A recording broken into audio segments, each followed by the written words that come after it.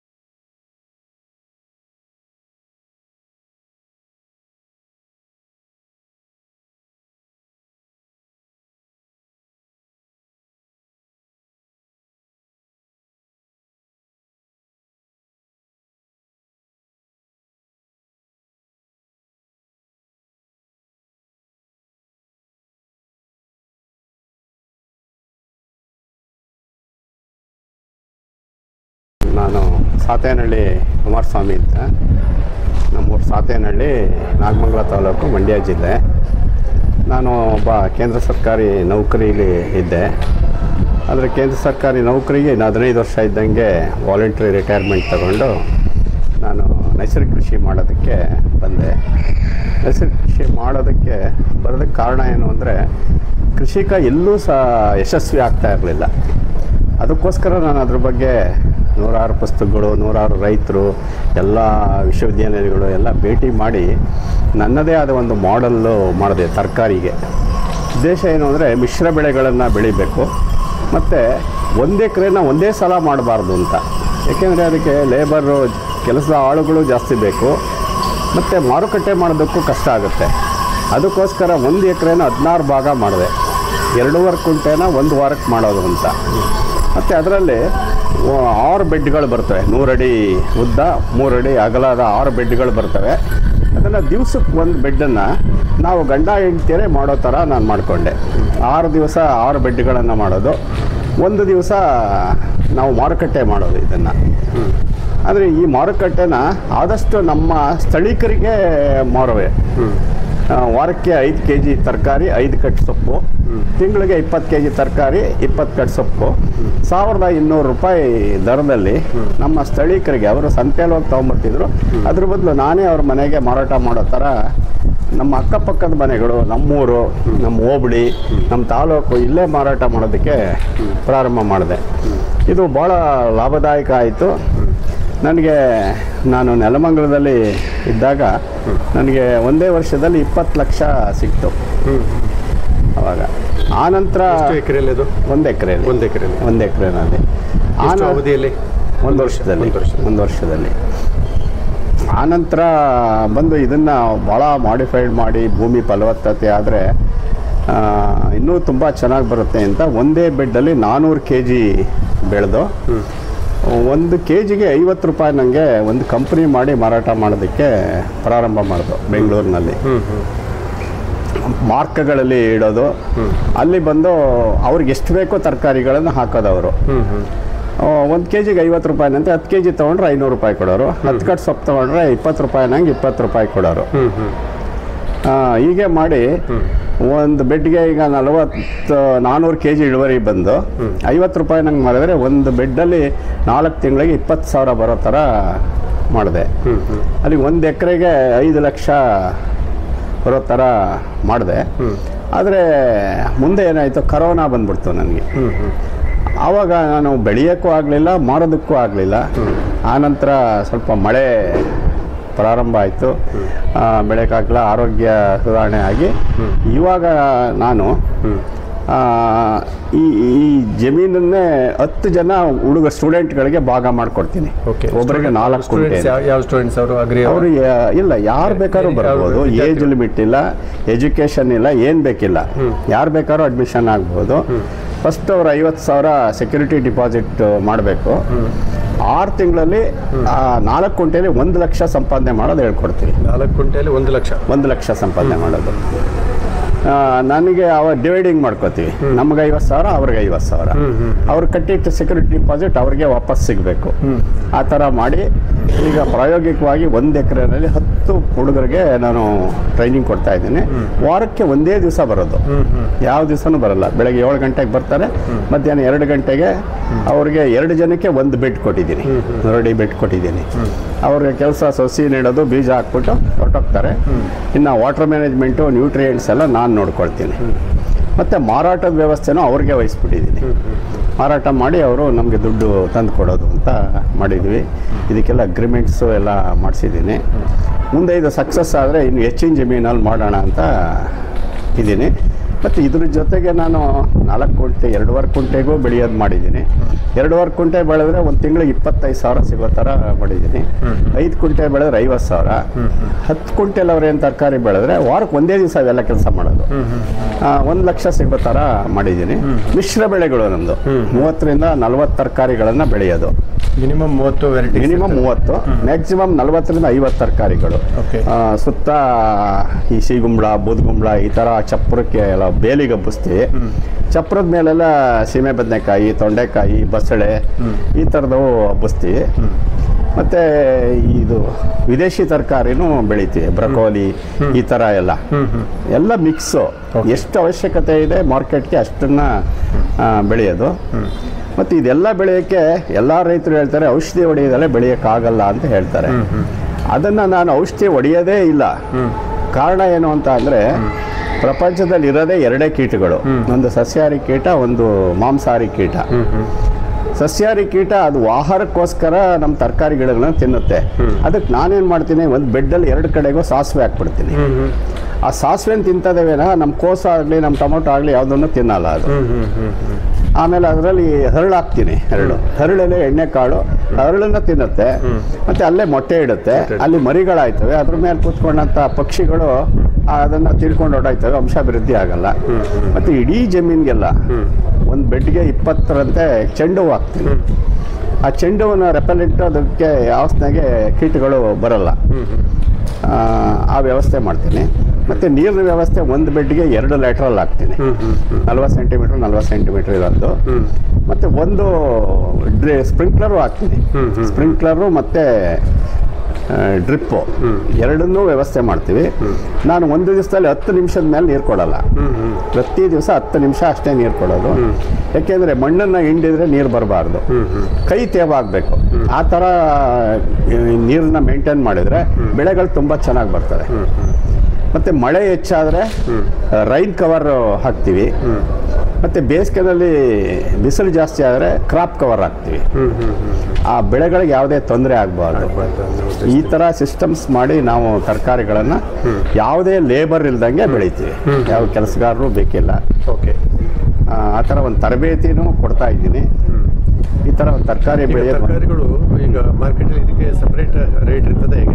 ಇಲ್ಲ, separate rate ಏನಿಲ್ಲ, 50 ರೂಪಾಯಿ ಫಿಕ್ಸ್. ಯಾಕೆಂದರೆ ಮಾರ್ಕೆಟಲ್ಲಿ ಮಿಶ್ರ ತರಕಾರಿಗಳಿಗೆ 60-70 ರೂಪಾಯಿ ತಗೊಳ್ತಾರೆ ಮಿಕ್ಸ್ ಕೊಡಿ ಅಂತ ಅಂದರೆ. ನಾನು 50 ರೂಪಾಯಿ, ಸುಮಾರು 6 ವರ್ಷ ಆಯಿತು ನಾನು 50 ರೂಪಾಯಿ ಮಾಡಿ ಅದೇ ರೇಟು. ಇನ್ನು 10 ವರ್ಷ ಆದರೂ 50 ರೂಪಾಯಿ ಫಿಕ್ಸ್. ಅದು ಫಿಕ್ಸು. ನನಗೆ 1 ಎಕರೆಗೆ 5 ಲಕ್ಷ ಸಿಕ್ಕುವಾಗ ನನಗೆ ಯಾಕೆ ಅಷ್ಟು ದುಡ್ಡು? ಬಟ್ ಈ ಗುಟ್ಟನ್ನು ನಾವು ಹೇಳ್ಕೊಳಕ್ಕೆ ಹೋಗಲ್ಲ. ಯಾಕೆಂದರೆ ನನಗೆ ಸುಮಾರು ಜನ ಹೇಳ್ಬಿಟ್ಟು ಕೆಲವು ಟೀಚರ್ಸ್ಗಳು ಬಂದು ವಾದ ಮಾಡಿದ್ದಾರೆ ಇನ್ನೂ ಕಡಿಮೆ ಕೊಡಿ ಅಂತ. ತುಂಬ ಕಡಿಮೆ ಕೊಡೋಕ್ಕೆ ಹೋದರೆ ಬೆಲೆ ಇರಲ್ಲ ನಿಮಗೆ. ಮತ್ತು ಇದ್ರ ಜೊತೆಗೆ ನಾನು 10 ಕುಂಟೆಲಿ ಆಹಾರ ಬೆಳ್ಕೊಳ್ತೀನಿ ನಮ್ಮ ಮನೆಗೆ. 10 ಕುಂಟೆಲಿ? 10 ಕುಂಟೆಲಿ ಒಬ್ಬರಿಗೆ 2.5 ಕುಂಟೆ ಸಾಕು. 30 ಬೆಳೆಗಳನ್ನು ಆಹಾರ ಬೆಳ್ಕೊಳ್ತೀನಿ. ಈಗ ಆಹಾರ ಧಾನ್ಯಗಳಲ್ಲಿ ರಾಗಿ, ಭತ್ತ, ಜೋಳ, ಗೋಧಿ, ಆರ್ಕ, ನವಣೆ ಈ ಥರದ್ದು ನಮ್ಮ ಮನೆಗೆ ಎಷ್ಟು ಬೇಕೋ ಅಷ್ಟು.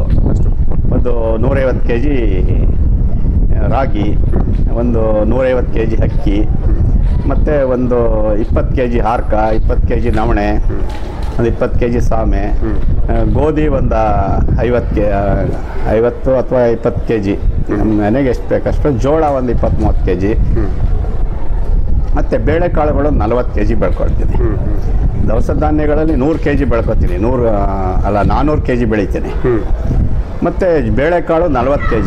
ಈಗ ಅಲಸಂದೆ, ಉದ್ದು, ಹೆಸರು, ಹುರುಳಿ, ಕಡಲೆಕಾಳು, ತೊಗರಿ ಈ ಥರದವೆಲ್ಲ ಸೇರಿ 40 kg ಬೆಳ್ಕೊಳ್ತೀವಿ ಒಂದು ವರ್ಷಕ್ಕೆ. ಅದನ್ನು 400 kg ಬೆಳ್ಕೊಳ್ತೀವಿ. ಮತ್ತು ಸಾಂಬಾರು ಪದಾರ್ಥಗಳು ಈಗ ಕೊತ್ತಂಬರಿ, ಸಾಸಿವೆ, ಅದು ಬಿಟ್ಟರೆ ಮೆಂತ್ಯ, ಈರುಳ್ಳಿ, ಬೆಳ್ಳುಳ್ಳಿ, ಜೀರಿಗೆ ಒಂದು ಪ್ರಯತ್ನ ಮಾಡಿಲ್ಲ, ಈ ಸಲ ಪ್ರಯತ್ನ ಮಾಡ್ತಾ ಇದ್ದೀವಿ. ಶುಂಠಿ, ಅರಿಶಿನ ಇವೆಲ್ಲ ಸೇರಿ 60 kg ಬೆಳ್ಕೊಳ್ತೀವಿ. ಮತ್ತು ಒಂದು 100 kg ಎಣ್ಣೆಕಾಳು ಬೆಳ್ಕೊಳ್ತೀವಿ. ಈ ಶೇಂಗಾ ಇರ್ಬೋದು, ಹರಳಿರ್ಬೋದು, ಹುಚ್ಚಳ್ಳಿರ್ಬೋದು, ಈ ಥರ ಒಂದು ಎಣ್ಣೆಕಾಳು ಬೆಳ್ಕೊಳ್ತೀವಿ.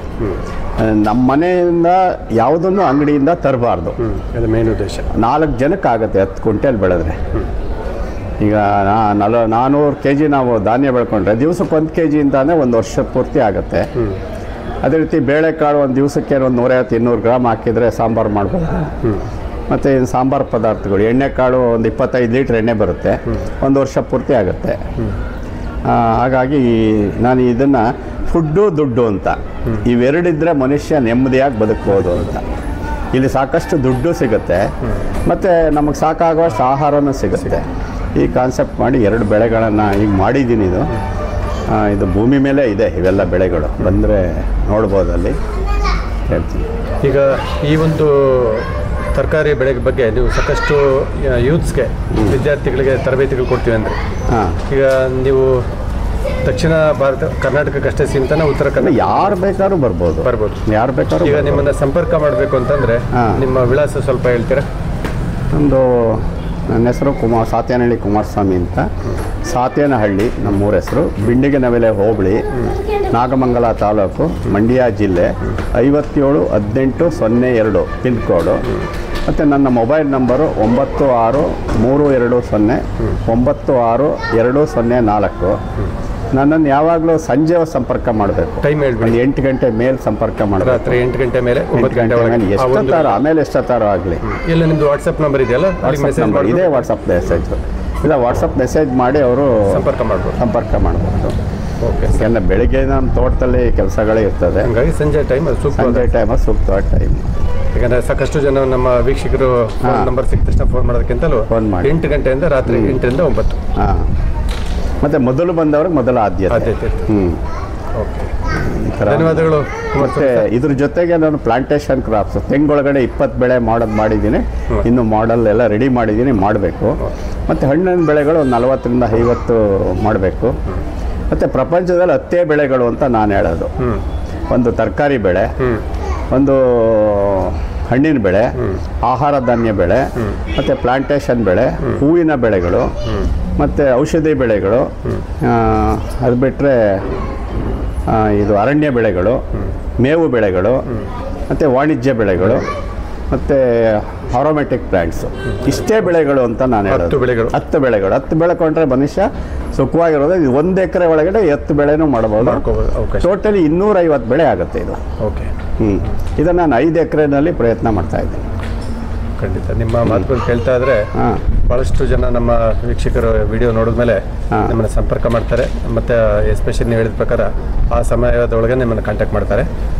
ನಮ್ಮ ಕೆಲಸಕ್ಕೆ ಹೆಚ್ಚಿನ ಶ್ರೇಯಸ್ ಸಿಗಲಿ. ಹೌದು ಅಂತಂದು ಹೇಳ್ತಾ, ಯಾಕೆಂದರೆ ನಾನು 1 ಎಕರೆಗೆ ತರಬೇತಿ ಕೊಟ್ಟು ಸುಮಾರು ಜನ ಪ್ರಯತ್ನ ಮಾಡಲಿಲ್ಲ. ಅದಕ್ಕೆ ನಾನು 5 ಕುಂಟೆ ಪ್ರಯತ್ನ ಮಾಡಿ ವಾರಕ್ಕೆ ಒಂದೇ ದಿವಸ ಕೆಲಸ ಮಾಡಿ 2.5 ಕುಂಟೆ 5 ಕುಂಟೆ 10 ಕುಂಟೆ ಒಂದು ವಾರಕ್ಕೆ ಒಂದೇ ದಿವಸ ಕೆಲಸ ಮಾಡಿದರೆ ಸಾಕು. ಈ ಪ್ರಯೋಗನ ಪ್ರತಿ ಮನೆ ಮೇಲೆ ಟೆರೇಸ್ ಮೇಲೆ ಮಾಡ್ಬೋದಾ? ಟೆರೇಸ್ ಮೇಲೂ ಮಾಡ್ಬೋದು. ನಾನು ಟೆರೇಸ್ ಮೇಲೆ ನನಗೆ ಗೊತ್ತಿಲ್ಲ, ಭೂಮಿ ಮೇಲೆ ಮಾಡೋದು ನನಗೆ ಗೊತ್ತು. ಅಲ್ಲ, ಟೆರೇಸ್ ಮೇಲೆ ಮಾಡೋದು ಮುಂದುವರೆದ್ರೆ ಏನಾಗ್ತಂದ್ರೆ ಈಗ ಆಂಧ್ರ ಪ್ರದೇಶದಲ್ಲಿ ಹೈದರಾಬಾದಲ್ಲಿ ಇಂಟಿ ಪಂಟ ಅಂತ ಟೆರೇಸ್ ಮೇಲೂ ಮಾಡ್ಬೋದು. ಒಂದು ತಾಂತ್ರಿಕತೆ. ಈಗ ನಮ್ಮ ಇವರು ಚಂದ್ರಶೇಖರ್ ನಾರಾಯಣಪುರ ಅವ್ರಿಗೆ ಮನೆ ಹತ್ರ 150 ಅಡಿ ಉದ್ದ 20 ಅಡಿ ಅಗಲದಲ್ಲಿ ತರಕಾರಿ ಬೆಳೆಸ್ತಾ ಇದ್ದೀನಿ ಅವ್ರದ್ದು. ಅವ್ರ ಜಮೀನಲ್ಲಿ ನೋಡ್ಬೋದು ನೀವೀಗ. ನಾನೀಗ ಹೋಗಿ ಎಲ್ಲ ನೋಡ್ಕೊಂಡು ಬಂದಿದ್ದೀನಿ. ಮತ್ತು ಅವರ ರೈತರುಗಳಿಗೆಲ್ಲ ಒಂದು 40-50 ಜನಕ್ಕೆ ತರಬೇತಿ ಕೊಟ್ಟು ಬಂದಿದ್ದೀನಿ. ಈ ಒಂದೇ ಬೆಡ್ಡಲ್ಲಿ 30 ಬೆಳೆಗಳನ್ನು ಹೇಗೆ ಮಾಡೋದು ಅಂತ. ಅದನ್ನು ಟೆರೇಸ್ ಮೇಲೆ ನಾನು ಪ್ರಯತ್ನ ಮಾಡೋದು. ಆದರೆ ಸಿಟಿಗಳಲ್ಲಿ ಅದ್ರ ಬಗ್ಗೆ ಕ್ರೇಜ್ ಭಾಳ ಬರುತ್ತೆ. ಹೌದೌದು. ಓಕೆ. ಮತ್ತು ಫರ್ಟಿಲಿಟಿಗೆ ನೀವು ಯಾವಾಗಲೂ ಭೂಮಿನ ಫಸ್ಟ್ ಫರ್ಟಿಲಿಟಿ ಮಾಡ್ಕೋಬೇಕು, ಅದು ಮುಖ್ಯ. ನಿಮ್ಮ ಸಬ್ಜೆಕ್ಟಲ್ಲಿ ಭಾಳ ಹೆಲ್ಪ್ ಆಗುತ್ತೆ. ಭೂವಿಜ್ಞಾನ, ನಾನು ಭೂವಿಜ್ಞಾನ ಓದಿದ್ದೆ. ಈ ಮಣ್ಣಾಗೋದು ಕಲ್ಲಿಂದ, ಕಲ್ಲಾಗೋದು ಖನಿಜಗಳಿಂದ. ಆದ್ದರಿಂದ ಮಣ್ಣಲ್ಲಿ ಎಲ್ಲ ಖನಿಜಗಳು ಇರ್ತವೆ. ಇದನ್ನು ಗಿಡಗಳಿಗೆ ಸಪ್ಲೈ ಮಾಡೋದಕ್ಕೆ ವ್ಯವಸ್ಥೆಗಳು ಮಾಡ್ಬೇಕು. ಓಕೆ ಸರ್, ಧನ್ಯವಾದ ಸರ್. ಧನ್ಯವಾದಗಳು. ನಮಗೂ ನಮಸ್ಕಾರ. ಇದೇ ಬೆಡ್ಡಲ್ಲಿ ನಾವು ತುಪ್ಪದೀರೆ 3 ತುಪ್ಪದೀರೆ ಹಾಕಿದ್ದೀವಿ. ಹೇಳ್ತೀನಿ ನೋಡಿ. ಕೀರೆ ಸೊಪ್ಪು ಮಾಡಿದ್ದೀವಿ. ಮತ್ತು ಇದರಲ್ಲಿ 2 ಲೈನು ಗೋರಿಕಾಯಿ ಮಾಡಿದ್ದೀವಿ. ಮತ್ತು ಆ ಕಡೆ ಈ ಕಡೆ ಹೂಕೋಸು ಮಾಡಿದ್ದೀವಿ.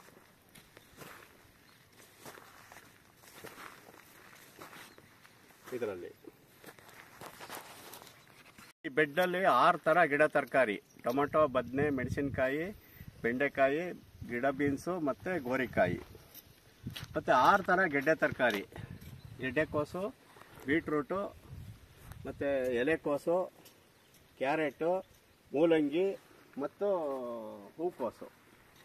ಮತ್ತು 6 ಥರ ಬಳ್ಳಿ ತರಕಾರಿಗಳು: ಹೀರೆಕಾಯಿ, ಹಾಗಲಕಾಯಿ, ಮತ್ತು ಪಡವಲಕಾಯಿ, ಸೋರೆಕಾಯಿ, ಮತ್ತು ಸೌತೆಕಾಯಿ ಮತ್ತು ತುಪ್ಪದ ಹೀರೆಕಾಯಿ. 24 ಥರ ತರಕಾರಿಗಳೇ ಮಾಡಿದ್ದೀವಿ. ಇದ್ರ ಜೊತೆ ಬಹುವಾರ್ಷಿಕ ತರಕಾರಿ ಮಾಡಿದ್ದೀವಿ: ನುಗ್ಗೆ ಗಿಡ ಮತ್ತು ಕರಿಬೇವು. 26 ಆಯಿತು. ಮತ್ತು 4 ಥರ ಬಲೆ ಬೆಳೆಗಳು ಮಾಡಿದ್ದೀವಿ: ಚೆಂಡು ಹೂವು, ಸಾಸಿವೆ ಮತ್ತು ಹರಳಲ್ಲೇ ಇದೆ ಹರಳು. ಮತ್ತು ಜಮೀನು ಸುತ್ತ ಮುಸ್ಕಿನ ಜೋಳ ಮಾಡಿದ್ದೀವಿ. ಒಟ್ಟು 30 ಬೆಳೆಗಳನ್ನು ಇವಾಗ ಮಾಡಿದ್ದೀವಿ. ಇನ್ನೂ ಹೆಚ್ಚು ಬೇಕು ಅಂದರೆ ಬೇರೆ ತರಕಾರಿಗಳೆಲ್ಲ ಮಾಡ್ತೀವಿ. ಇನ್ನು ಸೀಮೆ ಬದನೆಕಾಯಿ, ತೊಂಡೆಕಾಯಿ, ಮತ್ತು ಸಾಂಬಾರು ಸೌತೆ, ಬಸಳೆ, ಮತ್ತು ಸಿಗುಂಬಳ, ಬೂದ್ಗುಂಬಳ, ಮತ್ತು ಈ ಥರ ಇನ್ನೂ ಅನೇಕ ಬೆಳೆಗಳನ್ನು ಮಾಡ್ತೀವಿ. ಇನ್ನೂ 10-20 ಬೆಳೆಗಳನ್ನ, ಬ್ರಕೋಲಿ ಮತ್ತು ಲೆಟ್ಯೂಸು. ಹೀಗೆ ಈಗ ಸದ್ಯದಲ್ಲಿ ಒಂದು ಬೆಡ್ಡಲ್ಲಿ 30 ತರಕಾರಿ ಮಾಡೋ ವಿಧಾನನ ನಿಮಗೀಗ ತೋರಿಸಿದ್ದೀನಿ ನೋಡಿ.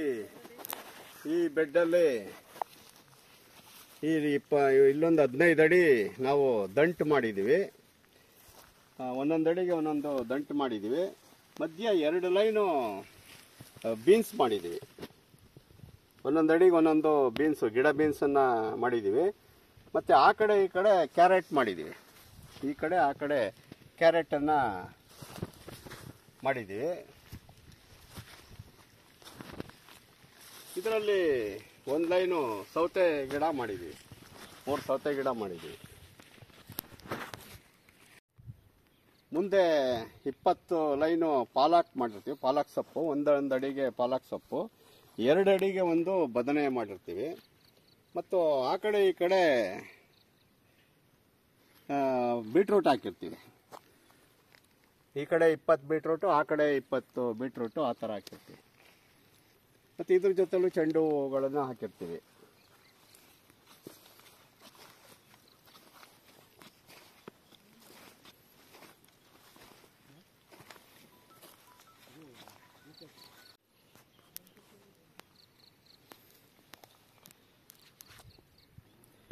ನೋಡಿ, ಇಲ್ಲಿ 20 ಅಡಿಗೆ ಕೊತ್ತಂಬರಿ ಹಾಕಿದ್ದೀವಿ, ಒಂದೊಂದು ಅಡಿಗೆ ಕೊತ್ತಂಬರಿ ಹಾಕಿದ್ದೀವಿ. ಮತ್ತು ಆ ಕಡೆ ಈ ಕಡೆ ಒಂದೊಂದು ಅಡಿಗೆ ಎಲೆಕೋಸು ಹಾಕಿದ್ದೀವಿ. ಮತ್ತು 2 ಅಡಿಗೆ ಒಂದು ಮೆಣಸಿನ್ಕಾಯಿ ಹಾಕಿದ್ದೀವಿ. 2 ಅಡಿಗೆ ಒಂದು ಹಸಿರು ಮೆಣಸಿನ್ಕಾಯಿ ಹಾಕಿದ್ದೀವಿ. ಮತ್ತು ಇದೇ ಬೆಡ್ಡಲ್ಲಿ 22 ಅಡಿಗೆ ಬಳ್ಳಿ ತರಕಾರಿಗಳು ಮಾಡಿದ್ದೀವಿ. ಮೊದಲು ಹೀರೆಕಾಯಿ ಹಾಗಲಕಾಯಿ ಮಾಡಿದ್ದು, ಆಮೇಲೆ ಹೀರೆಕಾಯಿ ಮಾಡಿದ್ದು 3 ಹೀರೆಕಾಯಿ ಒಂದು ಬೆಡ್ಡಲ್ಲಿ. ಎರಡನೇದಾಗಿ ಹಾಗಲಕಾಯಿ ಮಾಡ್ತೀವಿ 22 ಅಡಿಗೆ, ಪುನಃ 22 ಅಡಿಗೆ ಪಡವಲಕಾಯಿ ಮಾಡಿದ್ದೀವಿ. ಈಗ 4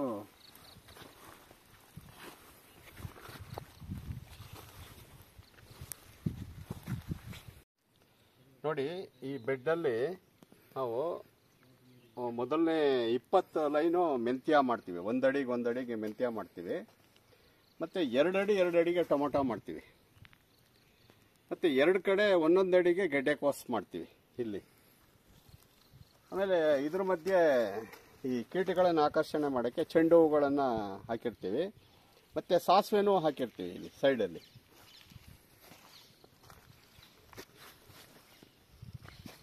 ಮುಂದೆ ಒಂದು 20